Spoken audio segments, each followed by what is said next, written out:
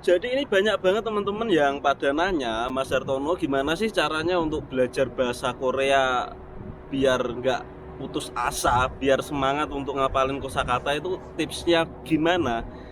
Kira-kira seperti apa? Daripada teman-teman penasaran, langsung simak video ini sampai habis ya. Yuk, cus!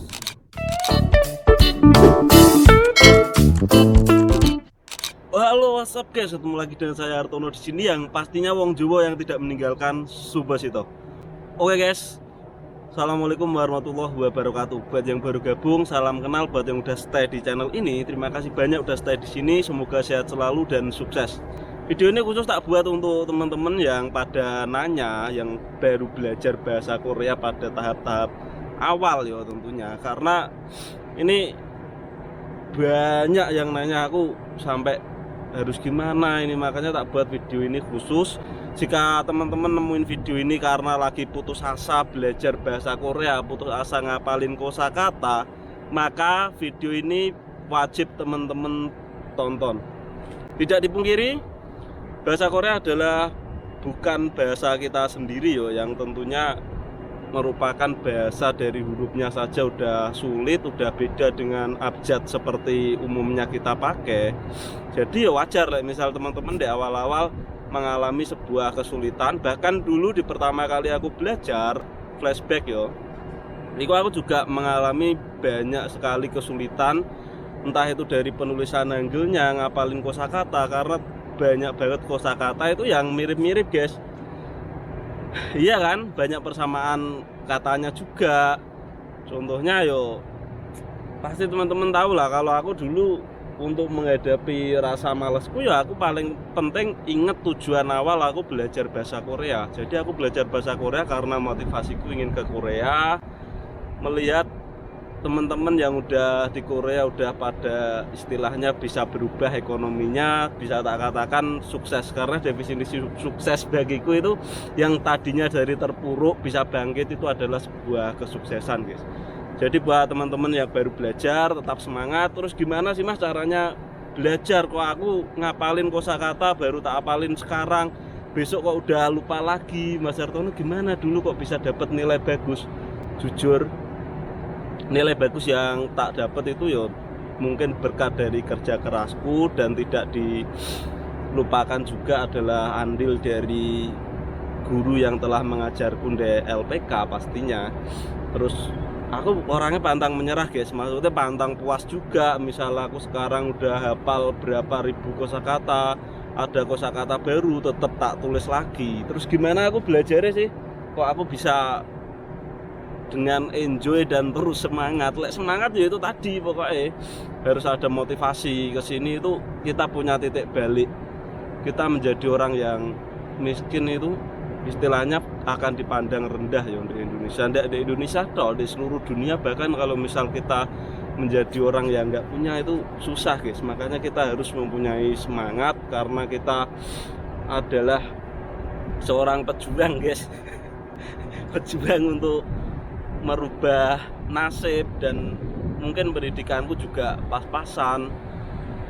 Yo, untuk mencari pekerjaan di negara kita sendiri dengan gaji yang banyak tentunya sulit. Makanya aku nerobos ke Korea ini harus semangat.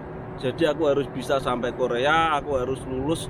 Bukan cuma sekedar lulus, harus dapat nilai yang maksimal seperti itu. Karena di Korea ini kan kita yang masuk lolos itu di peringkat dari atas sampai jumlah kuota. Misal waktu itu aku ujian itu 32.000 peserta, waktu itu kuotanya 7.000, sehingga yang 25.000 itu nggak lolos. Yang lolos yang peringkat 1 sampai peringkat 7.000 itu guys. Alhamdulillah waktu itu aku cuma salah satu. Bahkan aku pas ngadepin soal itu aku, wah soalnya kok cuma gini, ini serius soalnya gini tok, aku gitu guys.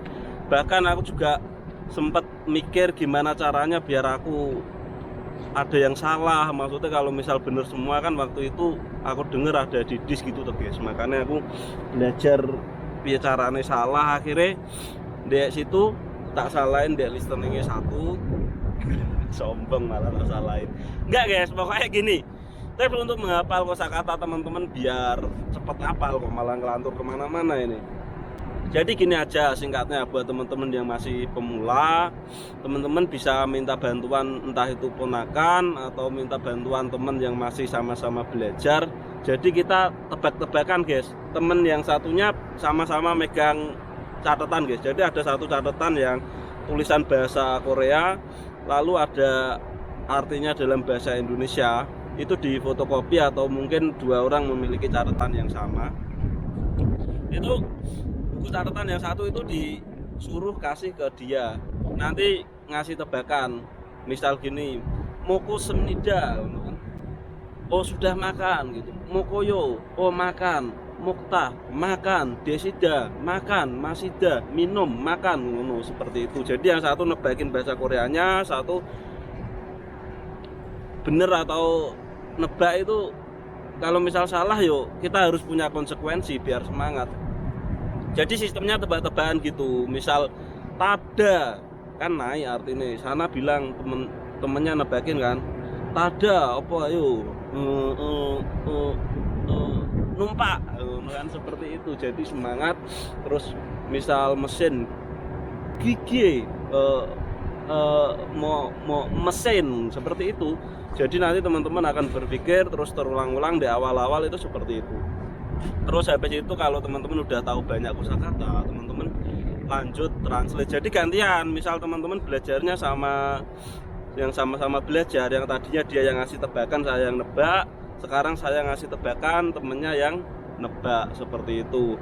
Terus ada berapa ratus kosakata gitu, yang kalah entah nraktir bakso atau apa, itu begitu. Jadi belajarnya biar asik guys.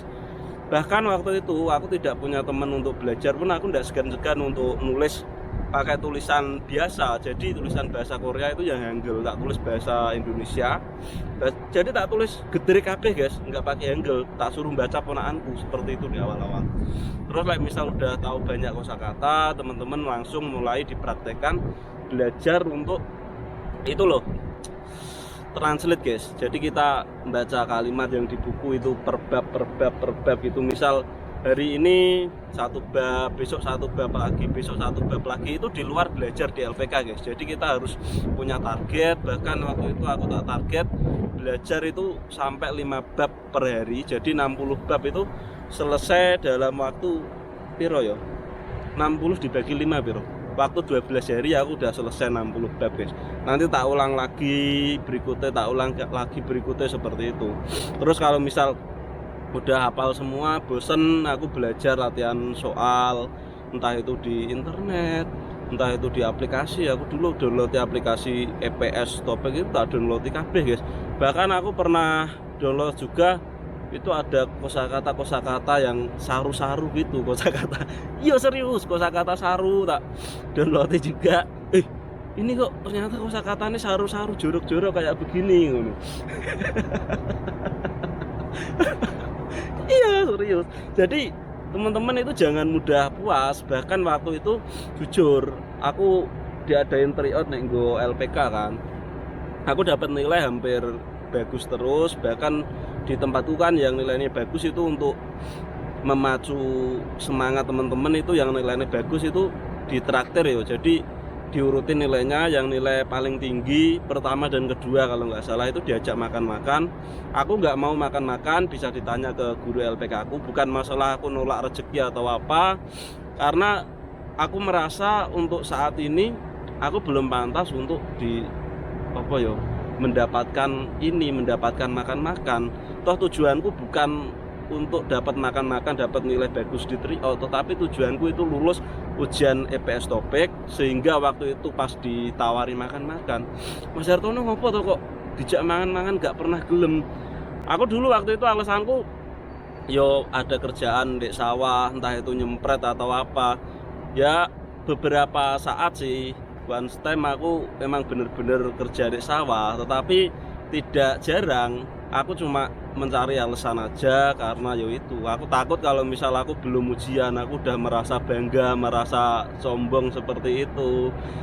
Jadi yo selalu tak hindari, bahkan sekalipun aku ndak pernah mau yo, karena aku tujuanku lulus ujian itu guys.